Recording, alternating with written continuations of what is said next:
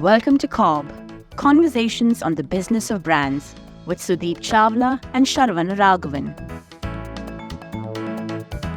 Hi, welcome to CoBB, Conversations on the Business of Brands. I am Sudeep. And I'm Sharan. Okay, Sharan, why does your topic has the word red flag in it? Are you trying to raise some alarm bells? You're trying to scare some companies into becoming your clients? In a way, but in general, I love talking to entrepreneurs. Hmm. And I speak to a lot of them, especially the FMCG kind, because that's our industry. So I kind of work with a lot, talk to a lot of very early stage FMCG entrepreneurs. They reach out for advice. And I just like it because they're daring, because there's a sense of romanticism that they have, saying, Hmm. I will get into this age old industry and I have what it takes to beat such deep pocketed incumbents. And Hmm. that romanticism is lovely to engage with.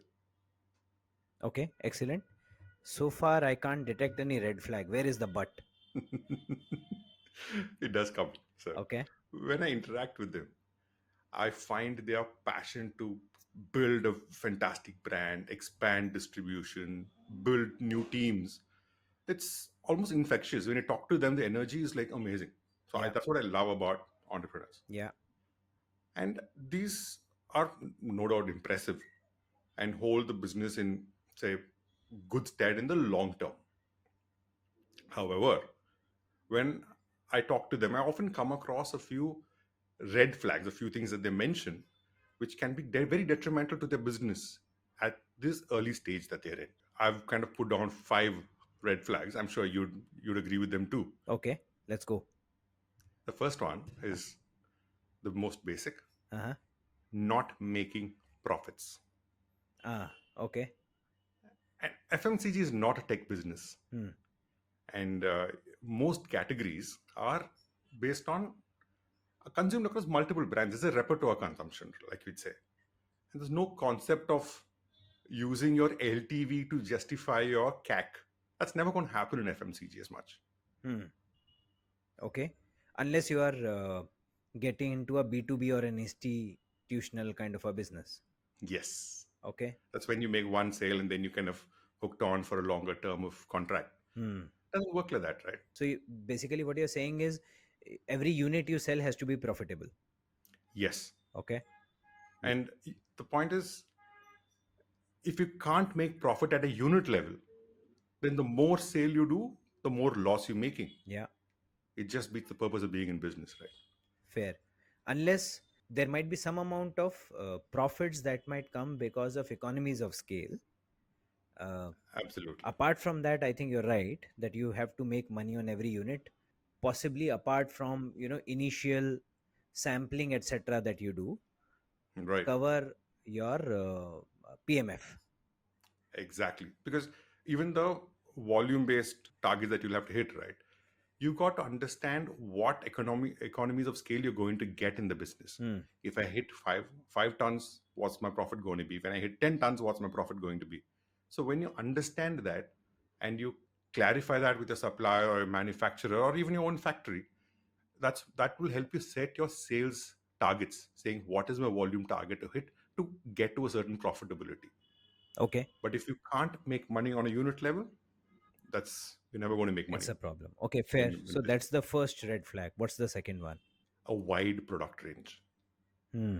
This always alarms me because the entrepreneurs kind of show off the wide product range with pride. And see, speaking of manufacturing, it's become so easy today. Anything you think of can be made.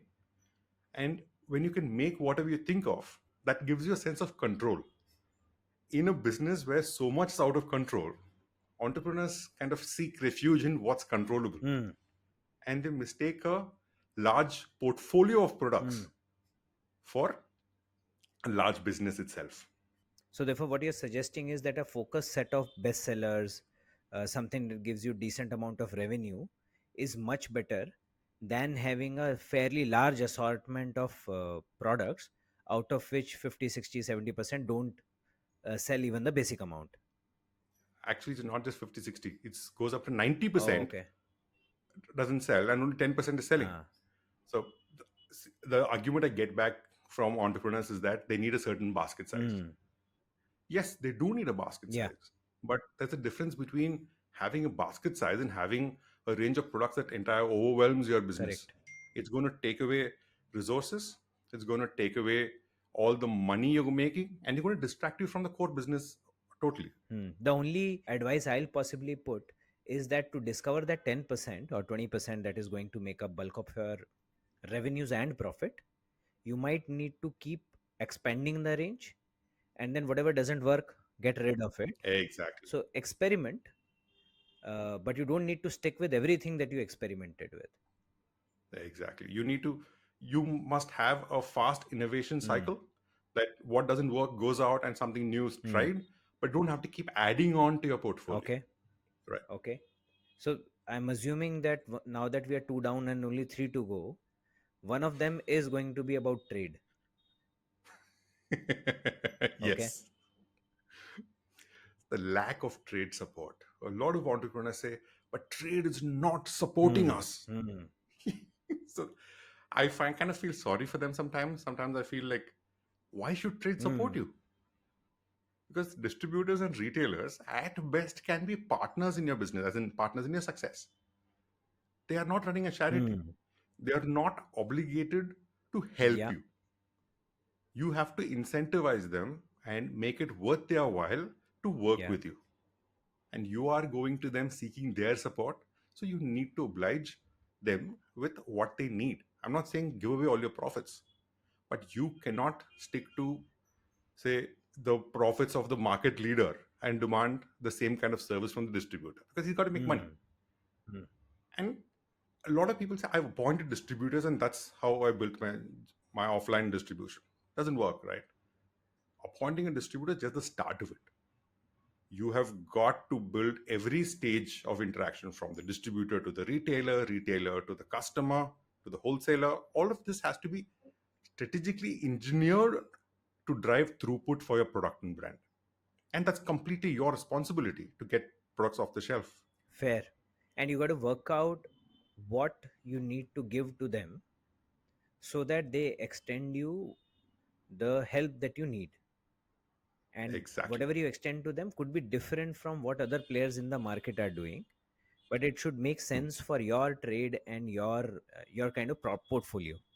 I Yes. remember this, Sharon, when uh, early days, ASM days, I used to look at distribution arrangement of various companies.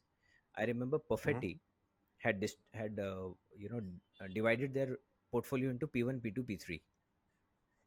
Okay. And in each portfolio there was one hero product, so therefore Center Fresh was given to one, Alpenliebe Hmm. was given to another, the third had Mentos, the mentholyptus flavor, and then Hmm.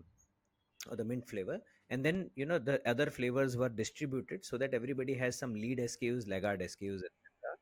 Now Hmm. P1 was fairly big because they had Center Fresh, and so therefore they Hmm. had wholesale for great rotation, low margin great rotation.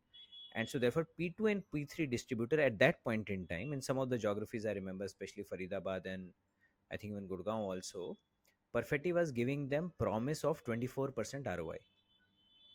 So therefore they Wow. had said that you invest on our behalf, put a ready stock unit, invest into a good salesman, etc. We will create ROI for you regardless of whether you sell or not. And therefore they were paying Hmm. subsidy for ROI.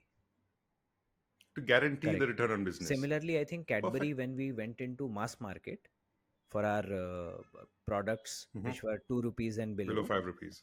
we also were Hmm. paying what was called as RSU subsidy, ready stock unit subsidy. All of Hmm. those, I think, are ways of supporting trade partners such that they put the right Correct. kind of effort so that you can succeed in the market in the longer run. Hmm. Absolutely. You have to buy their support. You got to earn their Okay. support in the Fair. market. Okay. What's the next one, Sharon? Next one is something is also a bit of a Mm-hmm. peeve that people mistake social media following for brand building activities. Okay. So a strong social media presence where people are sharing your memes, following your page does not automatically translate into brand equity. The drivers for basically what makes people follow your page and what makes people pick up your product from the store are very different. And you, if you cannot differentiate the two, you are kind of stuck on the brand building front. You will forever be a sales push driven business. There are community based brands, but there are Yeah. very few. There are community based brands because they talk to a niche, and that niche becomes the early adopters, and the journey of that brand is very different. And they're less than 2% of the FMCG universe, in my opinion. I could be off, but not by too much. Unless you understand where you're building your brand, and you will end up neglecting your actual brand building activities. And social media is also in your hand, right? We keep scrolling, we keep checking. Every like you get an alert. If whoever's managing your account, you still keep getting alerts, and that is a big distraction for actual brand building Okay. activities, in my opinion. Okay. I would possibly add a little bit to it. So one is Mhm. that anything that you do on social media, etc., community building is a component to brand building for sure, but it isn't Exactly. the entirety of brand building. Number two, I also think that depending on what stage of maturity your brand is at, some of these Hmm. activities will suffice or fall really short. When you're just starting, True. you're about to test your PMF, you're still small. I think community Yeah. should do the job for you, but you would soon Yes. outgrow the community, and hence knowing when you're outgrowing your current level of supposed brand building is very important for a founder. Hmm. And usually brand is Absolutely. something that you invest ahead, and hence it becomes important that you know that stage early enough such that you start investing ahead in time. Another thing that I notice is that people take their personal brand building and their peer activities to be actual brand building for their business. It's definitely not. But as long as you are clear that it is working and you have Hmm. ways of justifying it, very good. But all we are saying is that all of these activities might help your brand but might not suffice, and hence be sure, be clear, and be aware of what stage your brand is at, and then do sufficient brand building such that it helps the brand in the long run. Okay, fair. What's the Exactly. fifth one, Sharan? Fifth and the last one. So there are a lot of entrepreneurs who get these Mm-hmm. inquiries from exporters. Say, I will take your product to Dubai, I'll take it to Sri Lanka, I'll take it to Africa. So this becomes a very, what do you say, exhilarating moment for the entrepreneur because the Mm. volume targets are being met. But these are at best short-term Mm. flips in your volume journey. I mean, I'm not saying don't do it, but make sure you, as the main principle in your business, is not getting Sure. distracted by this export business. You can't divert your mind into exports saying, I'm going to launch new SKUs for exports. Mm. Please don't do that. You've got existing products. Exports are good to have when they happen. If you put too much of effort into that, then your actual brand building and your business activities kind of take a beating. Thankfully, you said do it, because I read it somewhere where somebody said never say no to a paying customer. Doesn't matter where they're coming from.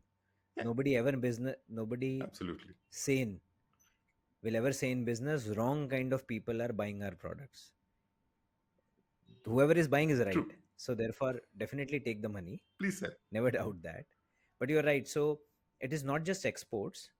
There'll be times where you will discover some unimagined, unexplored areas of large institutional or big sales. There are two ways True. of processing it. One is to understand that this is a blip, might or might not come back later. Or number two, invest a little bit of Mm-hmm. time in thinking through and understanding why did this opportunity come Hmm. your way? Is there a repeatable model there? Okay, excellent. I think this is a good list of 5 red flags. I'm sure there could be many. And if we start counting all the pet peeves that Sharan has, it might make it to 500. But let's keep it at 5. And I hope all the listeners who have listened to these would find this useful. And if there are any more you would like to add to the list, please feel free to tell us.